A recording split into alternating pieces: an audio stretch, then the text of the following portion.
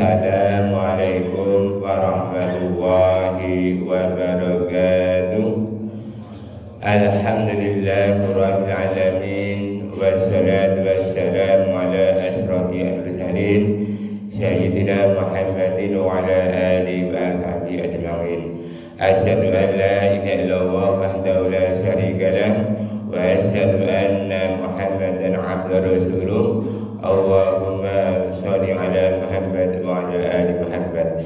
Wa qala Allah ta'ala fil Qur'anil azim, a'udzu billahi minasy syaithanir rajim. Laqad kana lakum fi rasulillahi uswatun hasanah liman kana yarju Allaha wal yawmil akhir wa dzakara Allahu katsiran. Al-ayat.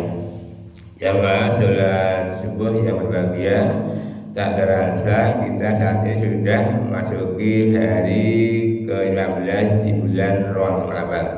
Tentunya ketika kita memasuki bulan Rabiul Awal itu ternyata banyak sekali peristiwa yang kita belum ketahui.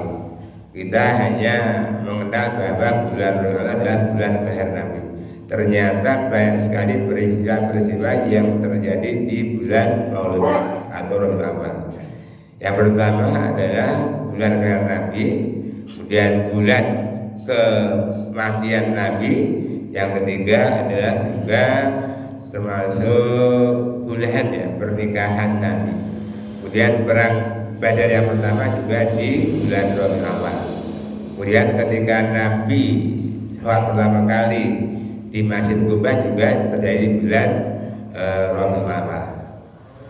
Tentunya kita berharap mudah-mudahan di bulan Rabiul ini banyak sekali membawa keberkahan, sehingga ketika kita berada di bulan Rabiul Awal kita bersemangat ya untuk bisa melaksanakan sunnah-sunnah Nabi. Untuk itu pengajian kali ini kami akan menyampaikan tentang 7 sunnah Nabi yang perlu kita lakukan secara istiqomah.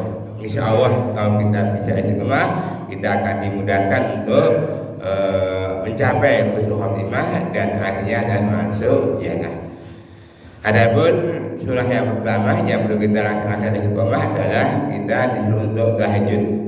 Kita tahu bahwa ketika kita masih punya cita-cita, harapan terwujud, laksanakan sholat tahajud. Karena apa?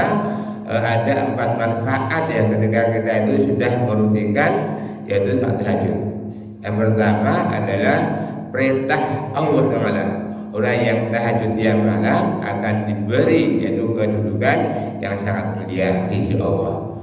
Orang yang tahajud ya, itu adalah dikabulkan doa-doanya.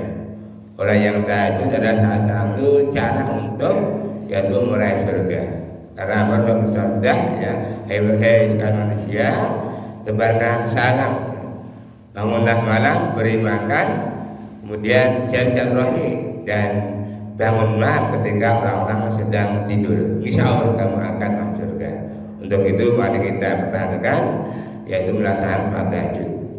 Yang kedua apa? Yaitu memakamkan masjid. Kita tahu bahwa sholat subuh adalah satu termasuk memakamkan masjid. Ini sebelum kita melaksanakan itu adalah disunahkan untuk yaitu melaksanakan sholat fajar 2 rakaat. Karena apa? Ketika kita mau dan mampu mengerjakan sholat sunat fajar 2 rakaat, maka apa? Pahalanya lebih baik daripada dunia sisi. Maka itu ketika kita berada di masjid atau sebelum melaksanakan subuh, mari kita usahakan untuk senantiasa sholat fajar. Yang ketiga adalah membaca Al-Quran. Kita tahu bahwa betapa banyaknya orang yang membiasakan membaca Al-Quran. Satu kebaikan ya, kalau kita berusaha ya menghatamkan dalam 1 bulan, berapa pahala yang kita dapatkan. Hingga ini kesempatan yang bagus sekali. Tanggal 1 ya 1 Oktober dimulai dari juz pertama, kemudian nanti tanggal 30 khatam. Hingga kalau kita itu ingin menghatam Al-Quran 1 bulan 1 kali kata, maka ya sehari 1 juz. Cara bagaimana? Sehabis sholat wajib kita baca 2 lembar atau 4 halaman. Begitu juga ketika kita masih ada acara, katakannya apa? Sebelum tidur ya kita rampungkan 1 juz. Jangan dulu sebelum 1 juz selesai. Ini pada itu dengan mengatakan 1 Al-Quran, insya Allah banyak adalah 1.027.000 kebaikan. Dari itu jangan sampai tinggalkan membaca Al-Quran.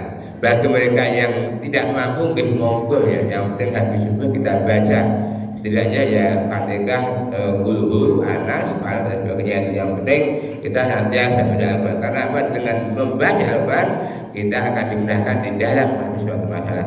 Bagaimana kita punya masalah kalau kita tidak pernah membaca Al-Quran. Muslimin jamaah sholat subuh rahmatullah. Yang keempat adalah sedekah. Kita tahu bahwa ketika kita mau sedekah, maka semua ya apa yang kita sedekahkan akan diganti oleh Allah Subhanahu wa taala. Ketika kita sedekah dengan harta diganti dengan kekayaan, ketika kita sedekah dengan ilmu diganti dengan kepandaian, ketika kita sedekah dengan jasmani diganti dengan kesehatan, dan ketika kita sedekah dengan senyum diganti dengan air. Untuk itu biasakan untuk bersedekah ya sesuai dengan kemampuan kita masing-masing. Baik, yang kelima adalah sholat duha. Kita tahu bahwa sholat duha adalah pengganti sedekah terhadap 360 ruas tubuh yang kita miliki. Dengan melaksanakan sholat duha 2 rakaat, insya Allah adalah kalau kita bebas dari sedekah terhadap 360 ruas tubuh kita ini. Pada itu kalau kita sholat duha 2 rakaat, maka kita adalah orang yang tidak layak untuk bersedekah. Kalau kita mau menambah 2 rakaat lagi, kita dicatat orang yang ahli ibadah. Kalau kita tambah 2 lagi, disebutkan di sekitar itu. Dan kalau kita tambah 2 rakaat lagi, dicatat orang yang ahli taat, orang yang taat, atau dicatat orang yang calon surga. Lalu yang keenam adalah istighfar setiap saat. Kita tahu bahwa kita sebagai manusia banyak sekali ya dosa-dosa, kesalahan begitu yang kita sengaja atau tidak sengaja. Sebaik-baik orang yang berdosa adalah segera bertobat pada Allah Subhanahu wa taala. Setidaknya kalau contoh adalah memperbanyak istighfar sehari semalam adalah 100 kali. Monggo mana yang lebih bagus, yang lebih kuat apa ayat astagfirullah, monggo astagfirullahaladzim, monggo astagfirullahaladzim la ilaha illallah, monggo, atau doa istighfar, monggo. Semuanya adalah apa? Sebagai rasa bentuk ya penyesalan kita pada Allah Subhanahu wa taala. Yang ketujuh adalah menjaga wudu. Kita tahu bahwa orang yang menjaga wudu adalah dicintai oleh Allah Subhanahu wa taala. Innallaha yuhibbul tawwabina wa yuhibbul mutatahhirin. Punya Allah mencintai orang-orang yang bertaubat dengan diri. Untuk itu kata kuncinya, kalau kita ingin suci dari kebersihan dari kotor dan najis, maka kata kuncinya adalah ketika kita itu ke kamar mandi, apakah BAB, BAK atau mandi, maka kita segera wudu dan jangan wudu. Insya Allah kalau kita itu bisa ya istiqomah di dalam melaksanakan 7 hal ini, insya Allah kita akan dimudahkan ya untuk menghadapi husnul khatimah ya, dan dimasukkan ke dalam jannah. Allahumma amin. Demikian ya kajian akhir kali ini. Mudah-mudahan dan terima kasih. Aku Wassalamualaikum warahmatullahi wabarakatuh.